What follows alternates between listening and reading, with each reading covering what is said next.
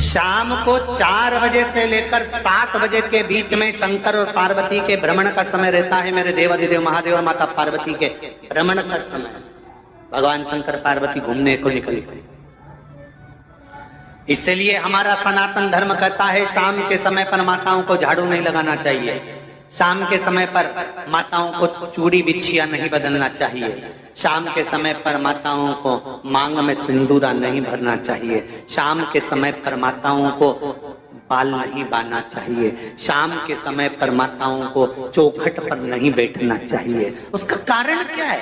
क्योंकि पार्वती जी ने भगवान भोलेनाथ जी से कहा था कि तुम मुझे रोज शाम के समय प्रदोष काल में भ्रमण के लिए लेकर जाते हो, मेरे लिए आज्ञा क्या है? शंकर भगवान ने कहा सुनो पार्वती, मंदिर के अंदर नंदी रहता है, जाने वाला यात्री जब मंदिर में मेरा दर्शन करने आता है तो नंदी के कानों में कहकर जाता है कि शिव जी को मेरे यहाँ लेकर आना। मैं नंदी के अनुसार उनके घर जाता हूँ, मेरा काम है उनका कल्याण करना और तेरा काम है उनके घर की नारी को अखंड सौभाग्यवती का वर प्रदान करना, ये तेरा काम। तब पार्वती माता ने कहा अखंड सौभाग्यवती होने का वर मैं तो दे दूंगी, पर उस समय पर माताएं चूड़ी बदल रही होगी, हाथ से चूड़ी निकाल रही होगी तो मैं वर कैसे दे सकती हूँ? मांग भर रही होगी तो मैं वर कैसे दे सकती हूँ? उस समय पर चूड़ी बिछिया बदला जा रहा होगा तो मैं वर कैसे दे सकती हूँ? उस समय पर झाड़ू लग रही होगी तो मैं लक्ष्मी को वहां कैसे भेज सकती हूँ? आप बताओ। तो शंकर भगवान ने कहा प्रदोष का समय एक ऐसा समय होता है, शाम का समय ऐसा होता है जिस समय पर केवल शंकर और पार्वती की आराधना का समय होता है। हम तो कई लोगों से कहते हैं अगर आपके यहाँ संपदा नहीं आ रही है, बहुत मेहनत कर रहे हो, फल नहीं मिल रहा, कहीं नौकरी, कहीं सर्विस या कहीं व्यापार या व्यवसाय में कहीं तकलीफ आ रही है, हम सबसे कहते हैं शाम का समय पकड़ लो, शंकर जी के मंदिर में दिया लगाना प्रारंभ कर दो। शिव मंदिर में अगर दिया नहीं लगा रहे हो तो बेलपत्री के पेड़ के नीचे दिया लगा। बेलपत्री और शंकर जी के मंदिर में दिया नहीं लगा रहे तो शंकर जी के मंदिर के बाहर चौखट पर दिया लगा। इतना भी नहीं कर सकते तो अपने घर के बाहर अपने द्वार पर दिया लगा दो, पर शंकर जी के नाम का श्री शिवाय नमस्तुभ्यम बोलकर शंकर भगवान को याद कर कर अपनी कामना कर कर बाबा का स्मरण कर कर पंचाक्षर मंत्र नमः शिवाय, षडाक्षर मंत्र ओम नमः शिवाय, द्वादशाक्षर मंत्र ओम नमो भगवते वासुदेवाय, जो मंत्र तुमको याद है उसका स्मरण कर कर लक्ष्मी हो चाहे नारायण हो चाहे राम हो चाहे कृष्ण हो स्मरण कर कर शाम के समय बाहर दिया लगा दो, दरवाजे के पास लगा दो। वो सुनेगा जरूर, आएगा तो उसका वेलकम जरूर होगा और वो कुछ देकर जरूर जाएगा।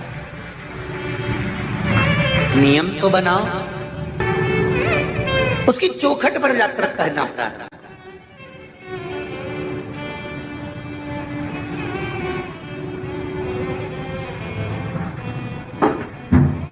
बृहस्पति महाराज ने कहा कि शाम का समय जो प्रदोष का समय होता है उस समय पर इंद्रदेव तुम शंकर जी की आराधना करो। शिव आराधना से शंकर जी जो मार्ग प्रशस्त करेंगे, शिव आराधना से जो शंकर जी कहेंगे वो तुम करना, ठीक है?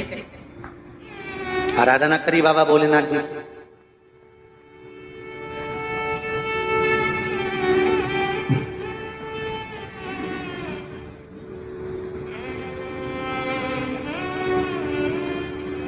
मालूम नहीं था इंद्रदेव को। बृहस्पति महाराज ने प्रदोष की महत्वता समझाई तो प्रदोष का समय जानकर शंकर जी पर 7 बेलपत्र प्रदोष के दिन इंद्र ने समर्पित कर दी बिना सोचे। कितनी बेलपत्र? 7।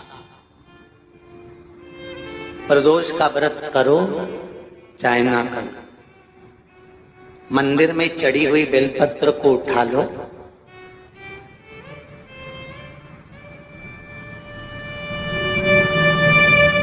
बेलपत्र का ब्रह्म कमल बना लो,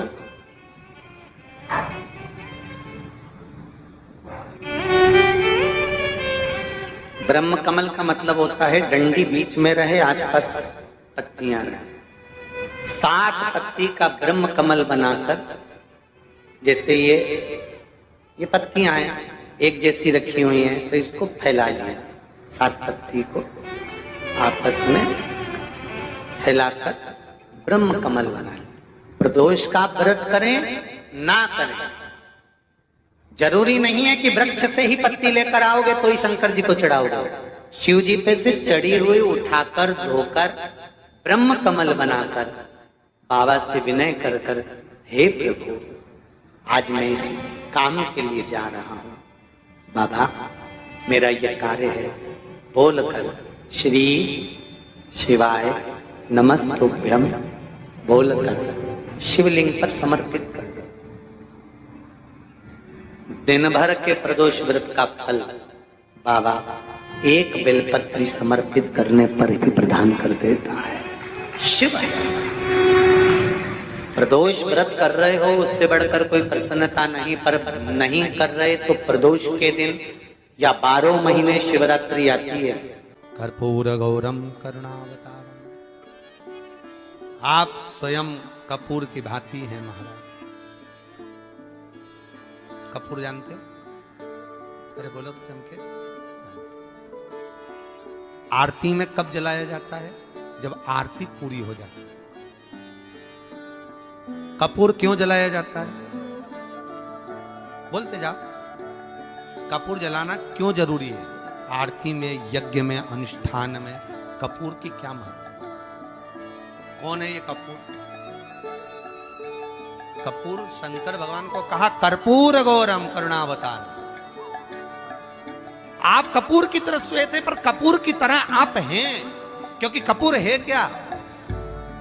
जब भगवान राम और कृष्ण ने यज्ञ किया, देवताओं ने आवृत्त यज्ञ किया। भगवान विष्णु जिस यज्ञ को करे, भगवान राम ने जो अश्वमेध यज्ञ किया, देवताओं ने जो यज्ञ किया, आनंदमय भगवान विष्णु जिस यज्ञ को करे, यह अश्वमेध यज्ञ केवल राम ने नहीं, इससे पहले नारायण कर चुके थे। भगवान विष्णु लक्ष्मी के साथ अश्वमेध यज्ञ का अश्व राम जी के समय पर तो लवकुश ने पकड़ा था, पर विष्णु भगवान के समय पर वो यज्ञ का घोड़ा सब दूर घूमता रहा। वो अश्व जो आया वापिस, तो भगवान विष्णु से उस अश्व ने निवेदन करा कि अब मुझे करना क्या, मैं सब दूर से आ चुका, क्या मैं पृथ्वी पर ऐसे ही भ्रमण करता रहूंगा, जगत में ऐसे ही घूमता रहूंगा? तब भगवान विष्णु ने भगवान शंकर से निवेदन करा कि इस अश्व का क्या करें। शंकर भगवान ने 33 कोटि देवताओं को विराजमान किया। शंकर अपने अंदर 33 कोटि देवताओं को बिठाकर, तब भगवान शंकर ने हाथ में गंगा का जल लेकर उस अश्व पर छोड़ा, तो उसको कपूर बना दिया। कपूर बनाकर उसको यज्ञ में समर्पित कर दिया। भगवान विष्णु से कहा, सुनो विष्णु, यज्ञ की पूर्ण आहुति पर ये कपूर के रूप में ये अश्वमेध यज्ञ के अश्व को दान दिया गया है। अर्थात पृथ्वी पर मनुष्य यदि अपने घर में आरती पूजन में कपूर को प्रज्वलित करेगा तो उसको 1000 अश्वमेध यज्ञ का फल उसी समय पर प्राप्त हो जाएगा। इसलिए हर आरती के पूजन के बाद कपूर का टुकड़ा जलाए। कपूर की बड़ी महत्वता है हमारी। यदि घर में क्लेश मचा हुआ है, बहुत अशांति है, बहुत ज्यादा क्लेश है, बहुत ज्यादा क्लेश, तो कपूर के 4 टुकड़े कर लीजिए और 4 टुकड़े कर कर चारों दिशा में घर में रख दीजिए।